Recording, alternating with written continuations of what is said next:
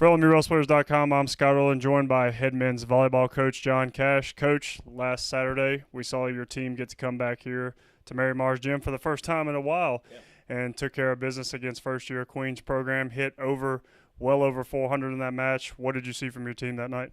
A nice response. I thought a very physical week of practice, almost like a football practice more than volleyball. We were really getting after it. Playing at a high level, competitive-wise, and then they translated that onto the floor against Queens. Never really gave them a chance to see the light, so to speak, if you will. I mean, they just got out there and got after them. Very efficient, great ball control, which was the start of it. Solid serving. I think we had 8 aces to 10 airs, which you'll take that all day long. It was a solid all-around effort. Good one-on-ones, finished plays. We couldn't ask for more. Well, and then after that match 2 weekends ago against North Greenville, what you said was an aberration. You really wanted to see your team come out and make a statement and play well, and for the most part, it seemed like your team did that. Yeah, they did exactly what we were expecting them to do. It was an aberration. I mean, you watch that other match and you're shaking your head going, wow, that is a whole different group of guys out there on the floor. And that's why we did our very best to just kind of not forget how that felt, but at the same time move forward. You know, it's motivation to get you going in the right direction, and I thought they did a great job of that, especially coming off of our men's and women's basketball team's big wins before that. Felt like we had to finish off the deal, and the guys did a good job of that.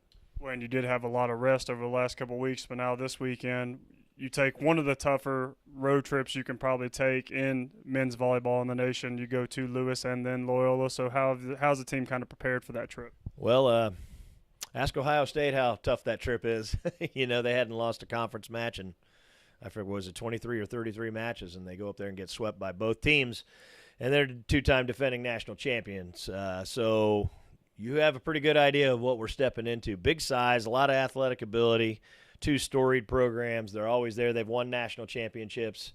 Olympians on the team. I mean, the whole 9 yards. We know what we're going up against. So our goal going into this is always to win. I mean, you never change that goal, but how we'll do, what we'll do, where we feel we can be effective against them versus what we know what they're gonna do. Because when you get to that level, teams like that, they just do what they do, and they're not going to change a whole lot for their opponent. Very physical teams, very large teams. So we'll have to be smart with our swings. We'll have to make sure our sets are off the net a little bit more than normal so that we give ourselves more room to take a good aggressive swing, because if we get tight, they're going to swallow us up. And serving and passing will be obviously huge keys throughout. Well, and then obviously as a second-year program, this is nothing but an opportunity for your group to go up there to Chicago and get to play 2 teams like this, well-established, nationally ranked powerhouses like that. So how is your team looking at that opportunity? Oh, they're loving it. This schedule this year, they knew when they looked at it, they're like, wow, this is kind of brutal. And I'm like, yeah, but it's awesome. What an opportunity to come out and play the best teams and just measure up. Where are we at? Where are we solid? Where can we get better? Those teams expose all those things, you know, where sometimes you'll play other teams and you'll play really well, but you maybe didn't get a good look to figure out, well, where are we really? Those teams actually show you a lot about who you are and where you need to get better at. They also show you, character of individuals. How do you respond to the adversity? Okay, you've been stuff blocked twice. Now what are you going to do? How do you think about that shot? What are you going to do next? Do you just back down? It says a lot about those type of things as well. So those are big moments all the way around for us, especially on this back half. This is a lot of road trips. This is a big grind coming up, very similar to the beginning of February for us.